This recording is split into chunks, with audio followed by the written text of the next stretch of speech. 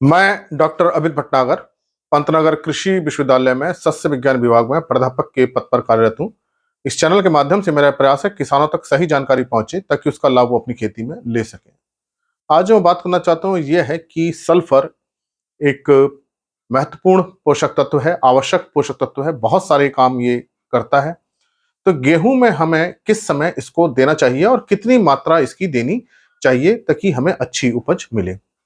पहले बात करते हैं सल्फर की, जिसको हम गंधक भी कहते हैं और इसको हम अंग्रेजी के अक्षर एस से इंडिकेट करते हैं। तो सल्फर जो है उसको एस से हम बताते हैं। अब ये जो है मुख्य पोषक तत्व है, आवश्यक पोषक तत्व है। इसके बहुत सारे काम होते हैं पौधे के अंदर। अगर सल्फर की कमी हो जाती है तो नाइट्रोजन अपना काम सही ढंग से नहीं कर पाती। नाइट्रोजन अगर अपना काम सही ढंग से नहीं कर पाएगी तो नाइट्रोजन के जो काम होते हैं जैसे कि टिलरिंग होना, कल्ले निकलना, वो कम हो जाएंगे। पौधे की हाइट नहीं बढ़ेगी, बीज बहुत छोटा रह जाएगा, पत्तियों का रंग पीला रह जाएगा। जब पत्तियां पीली हो जाएंगी तो उसमें प्रकाश संश्लेषण की क्रिया, फोटोसिंथेसिस कम होगी, तो पौधे के अंदर जो उसकी वृद्धि होती है वो क्या होगी, कम होगी। तो नाइट्रोजन के जो काम होते हैं वो सल्फर से रिलेटेड होते हैं, क्योंकि नाइट्रोजन सल्फर का दोनों का काम क्या है, प्रोटीन बनाना। प्रोटीन बनती है एमिनो एसिड से और एमिनो एसिड्स बनते हैं नाइट्रोजन से और कुछ एमिनो एसिड बनते हैं सल्फर से। तो अगर सल्फर की कमी होगी तो एमिनो एसिड्स कम बनेंगे। जब एमिनो एसिड्स कम बनेंगे तो प्रोटीन भी कम बनेगी। तो इसका मतलब पौधे ने जो नाइट्रोजन अवशोषित करी है वो प्रोटीन में नहीं बदल पाएगी, वो नाइट्रोजन ऐसी ही रह जाएगी। तो नाइट्रोजन का पूरा यूटिलाइजेशन हो, पौधे ने जो एब्जॉर्ब करी, हमने खाद के माध्यम से जो नाइट्रोजन दी और पौधे ने उसको अवशोषण किया, जड़ के माध्यम से आई वो, पौधे के अंदर वो नाइट्रोजन है, लेकिन वो अपना पूरा काम नहीं कर पाएगी अगर सल्फर की कमी होगी।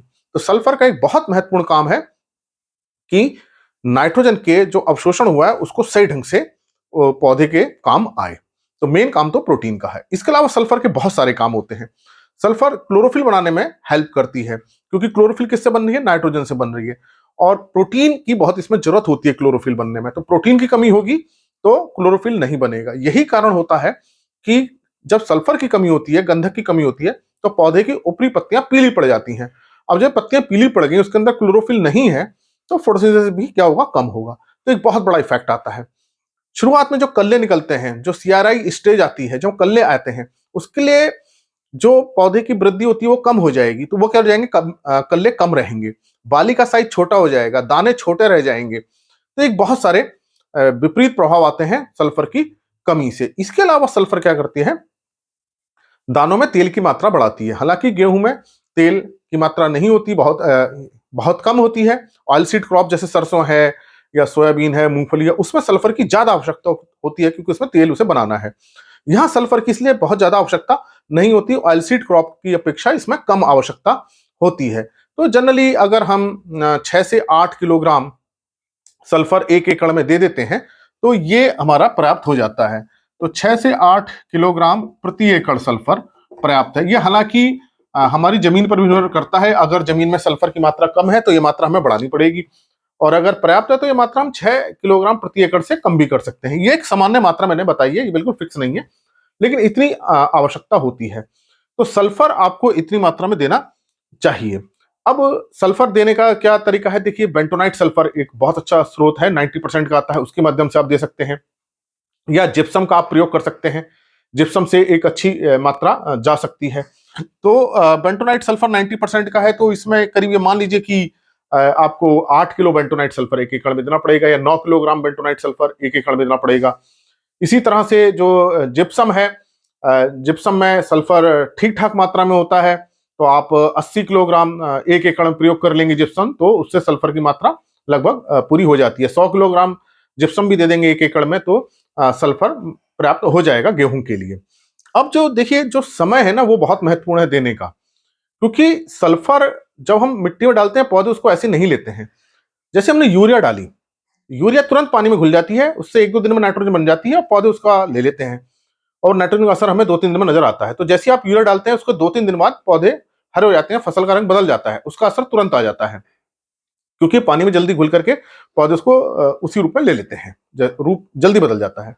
लेकिन सल्फर को जो पौधे लेते हैं वो लेते हैं सल्फेट फॉर्म में, इसको एज सच नहीं लेते। बेंटोनाइट सल्फर आप डालेंगे, इसको ऐसा नहीं लेगा।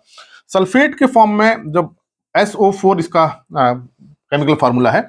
अब मिट्टी के अंदर आप जब बेंटोनाइट सल्फर डालते हैं तो अब ये मिट्टी के अंदर जाकर के सल्फेट बदलता है। अब इसको जो बदलने का काम करते हैं सूक्ष्म जीव करते हैं, बैक्टीरिया होते हैं, सल्फर ऑक्सीडाइजिंग बैक्टीरिया होते हैं। थायोबैसिलस बहुत इंपॉर्टेंट है, उसमें बहुत सारे बैक्टीरिया हैं जो इस सल्फर को सल्फेट में बदलते हैं। अब इसी का जो है जड़ें अवशोषण करती हैं इस फॉर्म का, तो सल्फर का सल्फेट फॉर्म में बदलना जरूरी है। अगर ये सल्फर इस फॉर्म में नहीं बदला किसी कारण से तो जड़ें उसका अवशोषण नहीं करेंगी, जड़ें सल्फर का अवशोषण नहीं करती।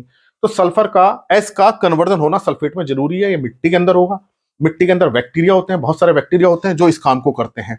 ये बैक्टीरिया हैं जो इसको कन्वर्ट करते हैं। अब इस कन्वर्जन में समय लगता है कि मिट्टी में मॉइस्चर कितना है, टेम्परेचर कितना है, उसमें मिट्टी की भौतिक दशा कैसी है, मिट्टी की केमिकल कैसी है। अगर मिट्टी में सलाइन है, एल्कलाइन है, पीएच बहुत ज्यादा हो रही है तो बैक्टीरिया कम काम करेंगे।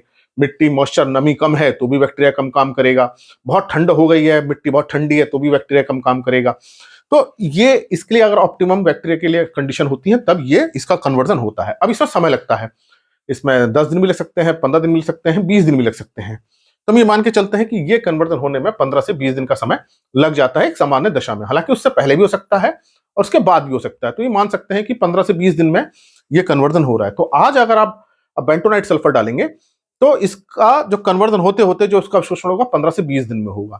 तो उसके रिजल्ट्स हमें 15-20 दिन बाद या 25 दिन बाद नजर आएंगे। तो इसलिए ये हमको कब डालना है? बुआई के समय डालना है।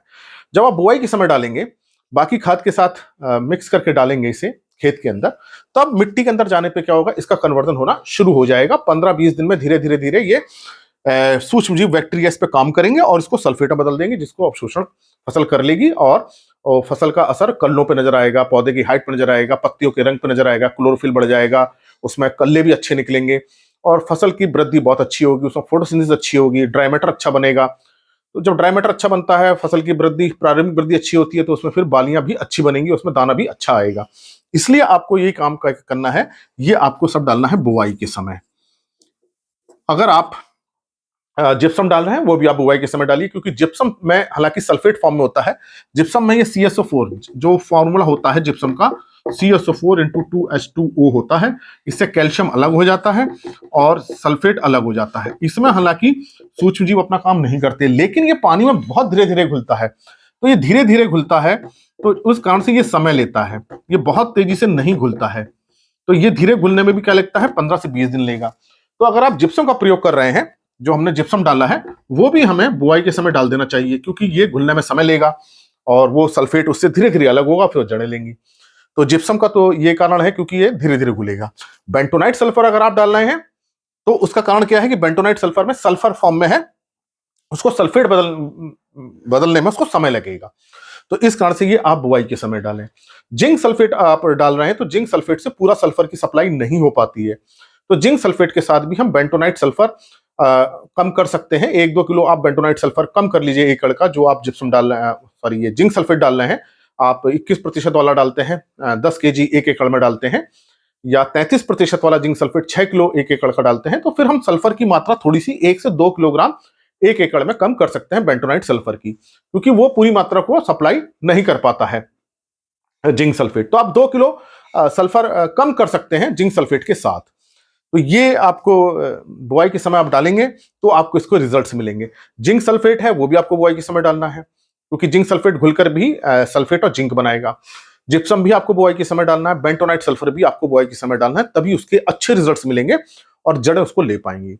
अब मान लीजिए सिचुएशन ये आती है कि आप बुआई के समय नहीं डाल पाए और आपने बुआई कर ली है, और अब कैसे इस सल्फर को दें? तो देखिए सल्फर को जब हम देंगे, मान लीजिए पौधे हमारे बड़े हो गए, थोड़े से हो गए, 20 दिन के हो गए, 25 दिन के हो गए, अब सल्फर कहाँ डालेंगे? ऊपर डालेंगे। बेंटोनाइट सल्फर का आप यहां डाल रहे हैं, अब जड़ें कहाँ हैं? नीचे हैं। तो अब इस सल्फर को नीचे जड़ों तक पहुंचना जरूरी है। अगर ये सल्फर नीचे तक नहीं पहुंचेगा, जड़ों तक नहीं पहुंचेगा, तो पौधे को नहीं मिल पाएगा। तो 2 चीजें जरूरी है, एक तो ये बेंटोनाइट सल्फर यहां तक पहुंचे, उसके बाद ये सल्फेट में कन्वर्ट हो, तभी इसका असर मिलेगा। तो अब नीचे कैसे जाए? तो इसके लिए आप ये करिए कि पहले आप एक जो पहली सिंचाई करने जा रहे हैं, पहले बेंटोनाइट सल्फर डाल दीजिए, उसका सिंचाई कर दीजिए ताकि ये पानी के साथ घुल के जड़ तक चला जाए। उसके बाद इसका धीरे धीरे कन्वर्जन होगा, तो डालने के फिर 15-20 दिन बाद इसके रिजल्ट्स नजर आएंगे। तो पहली सिंचाई में आप डालेंगे तो असर तो होगा, लेकिन उतने अच्छे रिजल्ट्स नहीं मिलेंगे जो बुआई के समय आते हैं। लेकिन फायदा ये होगा कि जो सल्फर की कमी हो रही है, जो उतना नेगेटिव इंपैक्ट आता वो उतना नहीं आ पाएगा। तो सल्फर की थोड़ी पूर्ति इससे हो जाएगी। तो अगर आप भूल गए हैं या आपको जानकारी नहीं थी बुआई के समय डालने की, तो आप पहली सिंचाई के समय इसको डाल दीजिए और आपको प्रयास यही करना है कि सिंचाई के पानी के साथ ये नीचे जड़ तक पहुंच जाए। उसके बाद ये धीरे धीरे कन्वर्ट होगा, क्योंकि सूक्ष्म जीव होंगे, तब ये काम करेगा। अगर आप मिट्टी के ऊपर जैसे पड़े रहने देते हैं, मिट्टी के ऊपर रह जाता है, तो ये फिर जड़ तक नहीं पहुंच पाएगा। तो जड़ तक पहुंचने के लिए इसका पानी के साथ घुल करके जड़ तक जाना जरूरी है। तो अगर ये चीजों का आप ध्यान रखते हैं तो निश्चित रूप से गेहूं में जो बालियां हैं, कल्ले हैं, बहुत अच्छे निकलेंगे। सल्फर का बहुत अच्छा रिजल्ट आएगा कल्लों के ऊपर, और जब कल्ले अच्छे निकलेंगे तो बालियां अच्छी होंगी, उसमें दाना भी बनेगा। और सल्फर के बहुत सारे काम होते हैं, एंजाइम्स में होते हैं, हार्मोन्स में होते हैं। पौधे की पूरी वृद्धि बहुत अच्छी होती है, जिसका आपको अच्छे रिजल्ट मिलेंगे। इसलिए आप सल्फर का इस तरह से प्रयोग कीजिए जैसा मैंने आपको बताया, गेहूं की अच्छी उपज आपको मिलेगी। इसी प्रकार के लेक्चर्स को देखने के लिए कृषि किसान प्लेलिस्ट देखिए, और अगर चैनल सब्सक्राइब नहीं किया तो सब्सक्राइब कीजिए। धन्यवाद।